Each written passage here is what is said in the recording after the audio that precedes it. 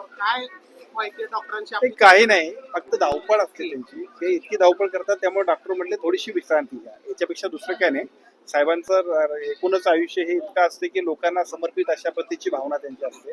त्यामुळे थोडासा नेहमीच्या एकूणच कामकाजामुळे जरा आजारी आहेत तर विश्रांती घ्या, अशा पद्धतीचा सल्ला आहे. पण त्यांचा स्वभाव असा आहे की ते विश्रांती सुद्धा घेत नाहीत. त्यामुळे डॉक्टर म्हटले कधीतरी जरा थांबा, एखादा दिवस हॉस्पिटलमध्ये थांबला तर निश्चितपणानं थोडासा आराम मिळाला तर अजून ऊर्जा घेऊन काम करा, अशा पद्धतीचं काम. केंद्राच्या विस्ताराची चर्चा आहे. श्रीरंग बारडे यांचं नाव पुढे येत आहे.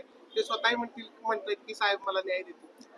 नाही, हा विषय केंद्रीय नेतृत्वाचा आहे, आमच्या राज्यस्तर एकूणच सगळ्या आमच्या नेतृत्वाचा आहे. हे त्यांच्या पातळीवरती निर्णय घेईल. ज्यांचा आपण सगळेजण म्हणतो या सगळ्याच मंडळींना न्याय मिळाला पाहिजे, परंतु न्याय देण्याची भूमिका आणि उपलब्ध या दोन्हीचा मेळ घालून निश्चितपणाने आदरणीय शिंदेसाहेब सुद्धा सर्व त्यांच्या सहकार्यांना आम्हा सर्वांना सुद्धा न्याय देतील. ऑपरेशन टायगर 3.0 सुरू होतंय असं संजय शिरसाट म्हणतात. काय नक्की असेल येत्या का ट्रेलर? ऑपरेशन 2 झालं ते सुद्धा कुणाला कळालं नाही, त्यामुळे ऑपरेशन 3 सुद्धा हे कळणार नाही. त्याच्यापेक्षा सुद्धा आदरणीय एकनाथजी शिंदे साहेबांचा महाराष्ट्रात असणारा झंझावात, प्रत्येक सामान्य माणसाला त्यांच्याविषयी वाटणारा उत्साह किंवा विश्वास आणि भविष्यात सुद्धा एक राजकारणातला आश्वासक चेहरा, महाराष्ट्राच्या राजकारणामध्ये एक उत्तुंग अशा पद्धतीचं सामान्य माणसाला जोडलेली नाळ असणारं व्यक्तिमत्व म्हणजे एकनाथजी शिंदे साहेब, अशा पद्धतीचं संपूर्ण चित्र अख्ख्या महाराष्ट्रात आहे. त्यामुळे अशा पद्धतीचे अनेक लोक येतील की जे प्रत्येक माणसं, मग तो आमदार असेल, खासदार असेल, मंत्री असेल, माजी मंत्री असेल,